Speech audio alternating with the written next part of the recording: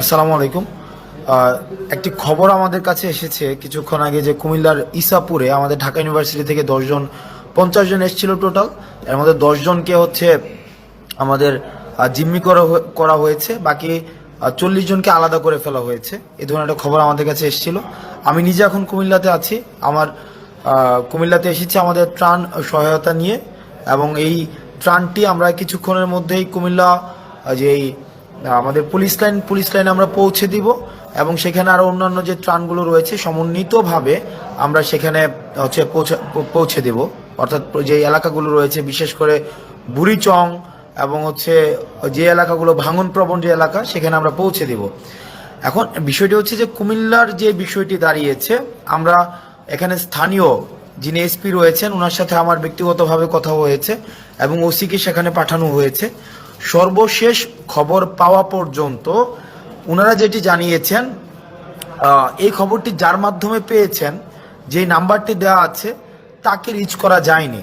যে যার নাম্বার সাব্বির নামের একজনের নাম্বার দেওয়া হয়েছে, যে সাব্বিরের সাথে যোগাযোগ করতে বলা হয়েছে, কিন্তু সাব্বির নামের যেই ভদ্রলোক উনাকে এখনো পর্যন্ত রিচ করা যায়নি। এবং এই খবরটি আসলে সত্যতা কতটুকু সেটি নিয়েও এখনো পর্যন্ত আমরা সন্দিহান। কারণ এসপি মহোদয় এবং ওসি নিজে গিয়েছেন, এখনো পর্যন্ত এই ধরনের কোনো খবর পাওয়া যায়নি। মানে এখনো পর্যন্ত এই ধরনের কোনো পাওয়া যায়নি। তো অনেকে ভাবছে হয়তো যে তাদেরকে ডাকাত সন্দেহে এলাকাবাসী হয়তো আটক করেছে। ওই যে 50 জন ওখানে রয়েছে, এইটি সত্যতা এখনো পর্যন্ত নিশ্চিত করা যায়নি। তো আমরা চেষ্টা করছি।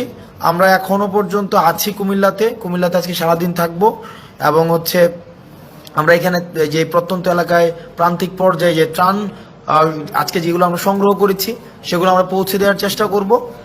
এবং অ্যাট দ্য সেম টাইম আমরা যে কাজটি করব সেটি হচ্ছে যে যাদের খবর এসেছে যে ইসাপুরে যে তাদেরকে আটক করা হয়েছে, তাদের পুনরুদ্ধারের জন্য, তারা যদি আসলেই মূলত আটক হয়েও থাকে, তাদের পুনরুদ্ধারের জন্য আমাদের যেই প্রচেষ্টা রয়েছে এবং আইনগত যে বিষয়গুলো রয়েছে সেটি যেন নিশ্চিত হয়, সেই কাজটিও আমরা করব।